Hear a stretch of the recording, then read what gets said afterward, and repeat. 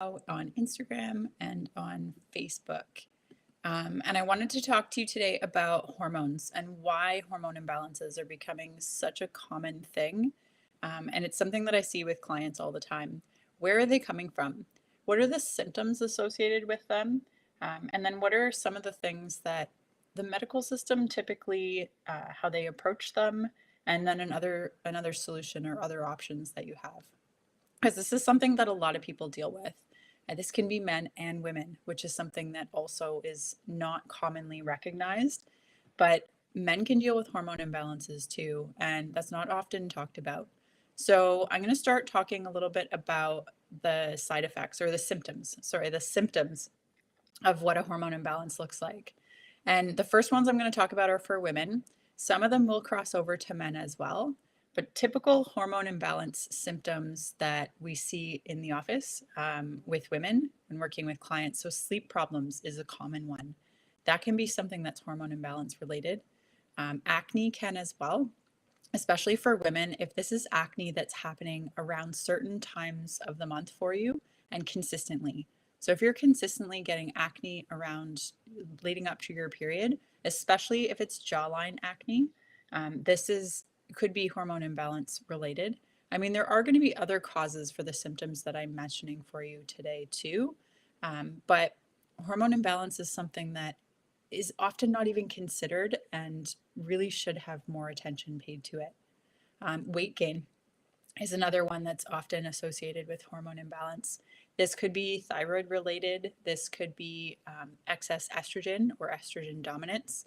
There's a variety of different hormones that, when they're not functioning properly, the body's not going to function properly. And so, weight gain, especially if it's accumulating in certain areas, can be a sign that there's some hormone imbalance or some hormone issues going on. Brain fog is another symptom that can be a hormone imbalance symptom. Cravings is a big one. When it comes to hormones, there's a lot of different hormones that our bodies deal with every day, and so we're not just talking about estrogen and progesterone, which are the two most common female sex hormones that are often talked about, especially if we're talking about your cycle. But there's also going to be cortisol, which is our stress hormone, which is going to cause a cascade of issues with other hormones if there's a problem with that. There's also your thyroid hormones. There's also insulin, which is one that's our fat storage hormone. So if our blood sugar is elevated, insulin comes in and redirects that excess blood sugar into our fat cells for storage because we can't live with elevated blood sugar. So this is the body's way of trying to keep us safe, but ultimately it can lead to some of these symptoms, which is not going to make your day and your life all that pleasant. Um, Period changes. So again, we're still talking about women. Period changes is often a sign that there's something going on with your hormones. And for me in the past, I had crazy periods. I used to have incredible PMS leading up to my periods. I used to have super heavy cycles. Sometimes they would go for 14 days, and I felt like I was bleeding to death. They were clotty. I had like no energy. I had headaches. I had mood changes. They were terrible. And then one day they just disappeared. And at first I thought, this is amazing. How did I luck out? But ultimately, I knew that something must be not right. For 5 years, I had no periods. And when they came back with a vengeance. So, changes to your periods like this can be caused by things like if you're an athlete or if you lose a bunch of weight. There are different things that can cause these. But there are other things I'm going to talk about shortly as well that can cause hormone imbalances. But period changes is a really big one. And a lot of the times we just deal with it as women. But this is a sign. Any symptom is a sign from your body that there's something not functioning properly and something that needs your support. So, like, my message that I hope that you'll understand is that when you have symptoms, when you're dealing with the weight gain, you're dealing with period changes, you're dealing with brain fog or cravings or acne, these are signs that your body needs your help. These are signs that it's time to start asking questions and start looking for someone who's going to help you figure out what's going on. Because when we just kind of ignore them and keep living our life, more problems are going to start to happen because the body whispers at first, and over time, when you're not listening, it has to yell to get your attention. It has to speak louder. And that can come with even more symptoms and more problematic ones, um, and ones that are harder to reverse, especially if we're ignoring them for a long time. So, as I said, we had sleep problems, acne, weight gain, brain fog, cravings, period changes. Endometriosis is typically a sign that there's something not right with your hormones, something's not functioning properly. PCOS is another one that's associated with hormone imbalance. It's a little bit, it causes further hormone imbalance because it causes the body to produce more male hormones as well, which is why females will get like facial hair growth when they're dealing with PCOS. They'll lose the outer third of their eyebrows, and they'll have other symptoms as well. So, PCOS, yes, it's a symptom, it's also a contributor in a sense. Bloating, constipation, diarrhea, all kinds of digestive issues can be a sign that there's something going on with your hormones. Mood swings, as I mentioned, around periods. Headaches, low libido, breast tenderness. This is a long list of symptoms, but any of these could be a sign that there's something going on with your hormones and that they shouldn't be ignored because they're not going to get better on their own. And ultimately, you're going to end up with more symptoms if we don't start addressing them. So, what are the symptoms of hormone imbalance in men? Like I said, this is something that's very rarely talked about, but it's something that we should pay more attention to because it's going to lead to more problems down the road for them as well. So, something that's a common one that I think people are starting to have a better understanding of now that this is a hormone problem is when men start to have more breast tissue. It's the only way I can really say it. So they'll start to develop, more tissue in the chest area. This can happen in young boys as well. So when this happens, this is often a sign that there's too much estrogen in the body. And we're going to talk in a minute about what causes this and what can be the things behind these. But this is an indication, like it's time to go talk to someone and figure out what's going on, because if there's more estrogen in the body, that's just going to continue to cause more problems for you. So, as well as not just the increased breast tissue, inability to grow facial hair is another sign for men that there's some sort of hormone imbalance going on, especially if it wasn't a problem in the past. Muscle loss is another one, low testosterone, low sex drive, memory loss, and ED or erectile dysfunction are all signs that there's something going on with your hormones, something that needs your help. Okay, so what are the possible causes? What are the things that could be causing the hormone imbalance? This is just, it's not a small list, but this is just a sample because there are quite a few things that can cause these problems. And this is why I don't like to guess when I talk with a new client. If they come in and they have any of the symptoms that I just mentioned, we like to test you because I can just guess, but then I'm not going to know exactly what's going on with your body and what you're going to need to get back into balance and to get rid of the symptoms. So we test everyone. We use quantum nutrition testing. We test you from head to toe, every organ and gland, to find out the cause. Why are you dealing with the symptoms that you're dealing with? So if you have any of those symptoms that I mentioned above, we can help you. You can reach out anytime. You can go to our website. We'd be happy to put you through a round of testing to figure out what's going on and what your body needs to get back into balance. So back to the causes. So hormone imbalance causes. Stress is a really big one. And this could be part of the reason why a lot of people have been having more problems with hormone imbalance over the last 2.5 years. Because we've been through something that no one could have anticipated. None of us have ever had to deal with in the past. And there was a lot of stress coming from all different directions.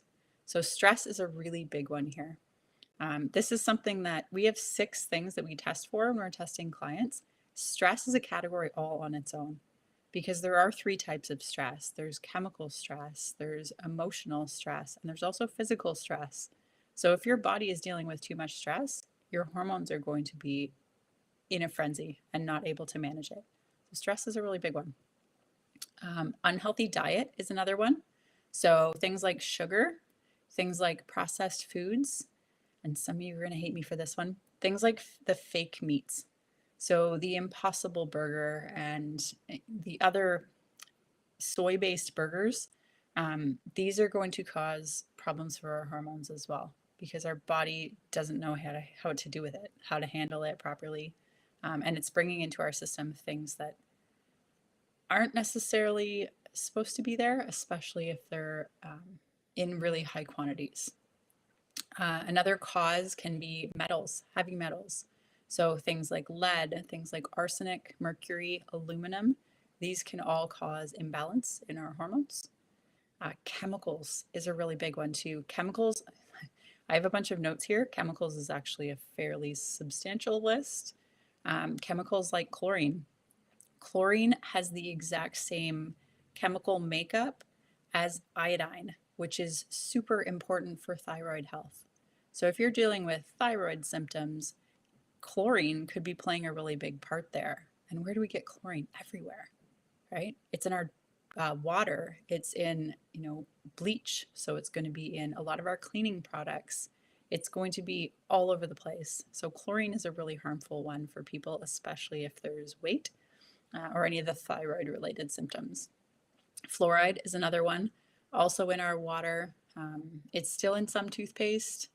Hopefully you're not using toothpaste with fluoride in it. Pesticides is another big one. So things like glyphosate, which is on all non-organic foods. It's on all like GMO, so soy. There's another big problem. That's another reason why soy is problematic for people, is it's GMO, first of all, and it's very heavily laden with pesticides, which are endocrine disruptors on their own. Also phthalates, which is in things like fragrances, things like shampoos, in lots of our personal care products. Parabens, also in a lot of our personal care products. There's also medication, can be problematic and can be a cause of hormone imbalance. Things like the birth control pill. I'm going to do a whole separate live on that because I have a pretty substantial personal experience with the birth control pill. We'll come back to that. Things like metformin is also another medication that can cause a disruption or complications for our hormones and being able to stay in balance. Then we also have xenoestrogens. What is a xenoestrogen? There's actually 3 types of estrogens. There's the estrogens that our body produces naturally. Then there's xenoestrogens, and then there's phytoestrogens. So xenoestrogens are chemicals. It's the chemicals that either mimic estrogen or they block the estrogen activity in the body. So these come from things like plastics. Plastics are huge when it comes to endocrine disrupting activity, especially if they're heated. If you're heating beverages or drinking hot beverages out of a plastic container, or you're heating your food in plastic, it's going to leach a ton of harmful chemicals into your food, and they are endocrine disruptors. So they are going to disrupt your body's ability to function properly from a hormonal perspective. Beauty and personal care products, which I already mentioned a little bit. Nail polish is a big one. Nail polish remover. Bleached feminine care products. Why are they bleaching our personal care products? Why are they bleaching pads and tampons? Do we need white pads and tampons? Does it really matter what color they're? But the bleach that they use for these is chlorine, which is an endocrine disruptor. So those are going to be problematic when it comes to hormone balance. Perfumes and fragrances, as I mentioned, phthalates is a big part of that. They're going to be disruptive to your hormones. Laundry soap, dryer sheets are actually a really big one too. They're going to have phthalates in them as well because of the fragrance that's associated with them. And these companies don't even have to disclose the complete ingredients list of their products because a fragrance is considered like a proprietary thing to the brand. So they don't have to give you everything that's in there. But a lot of those chemicals are going to wreak havoc on your hormones and your body's ability to stay in balance. And then pesticides, which I mentioned a little bit with food. So those are the xenoestrogens, and then the phytoestrogens. So phytoestrogens come from food. So yes, they're coming from whole foods.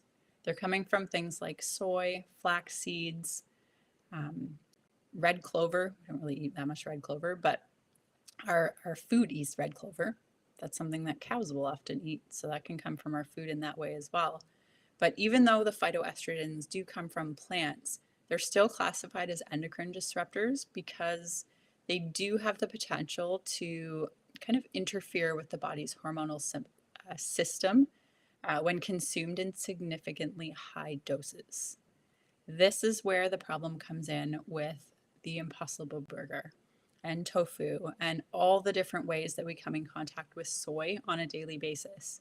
If you take a look at ingredients to food, like if you read the label on the back of a food, it's very rare that you find a food these days that doesn't have soy lecithin as one of the ingredients, which is soy.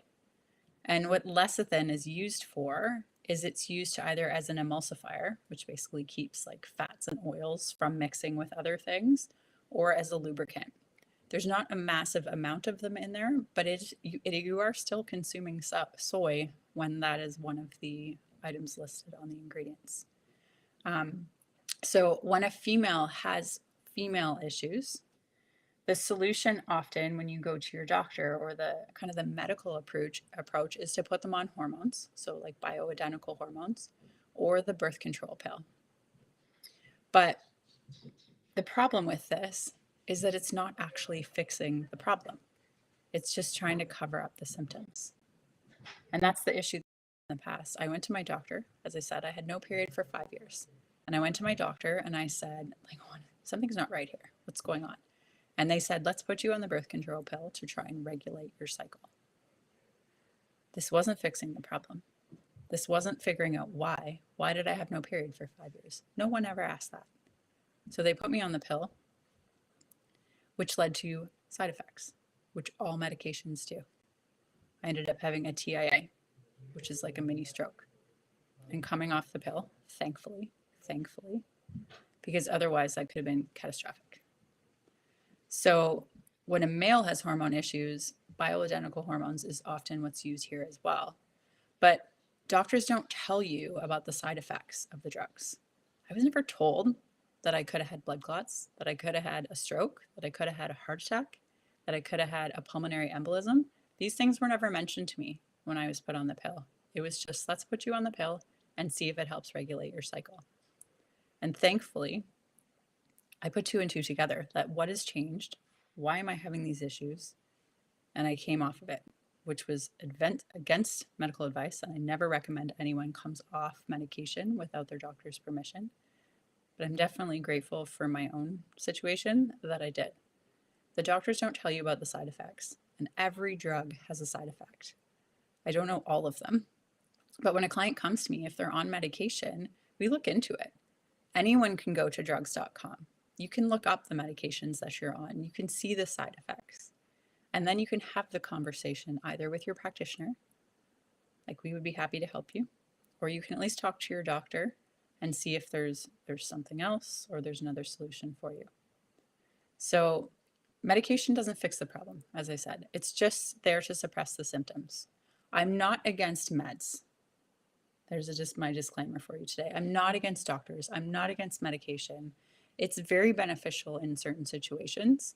The thing that I am against is I'm against prescribing medication that have side effects to suppress a symptom when there's a natural solution that could be more beneficial for the patient or the client. So if you're dealing with anything that I've mentioned today, we can help you. You can go to alignnaturalhealth.com. I'll drop that in the comments below, or you can check out my bio to learn more about quantum nutrition testing. This is a technology that we use to find out why. Why are you dealing with the symptoms that you're dealing with? Rather than just trying to cover them up, when we figure out the cause and we're able to work on that, then we're able to help you make the symptoms go away. And they can go away for good, and the problem gets better too. So if you go to alignnaturalhealth.com, we have a new client special on right now. It's $99. This is just till the end of December, so there's only a few more days left. It's $99, and that will get you your first 2 appointments with us. So on the first appointment, it's all about going through your history. What are the hormone issues you're dealing with? What are the other symptoms you're dealing with? What are the things? How were your pregnancies? How have things been in the last several years? What were your parents' healths like? and just get all of the information so that we have everything we need to be able to test you as accurately as possible. And then between the first appointment and the second appointment, we will test you head to toe, all of the organs and glands, to figure out where the weaknesses are in the body and what support the body needs to get back into balance. Then in your second appointment, we go over everything we found, we answer all of your questions, and we talk about what the next steps are for you. So if you need any of that, if you would like our help, if you would like to know more, check out the website, or you can send me a message anytime as well. And if you know anyone who needs to hear this, please share it with them. We would love to help. We would love to give them the support that they need. And we just want to help everyone figure out what's going on with them and know that there's more than one option when it comes to health. Have a wonderful day. I hope you've gotten some value out of this. If you have any questions, reach out anytime, and I will talk to you soon.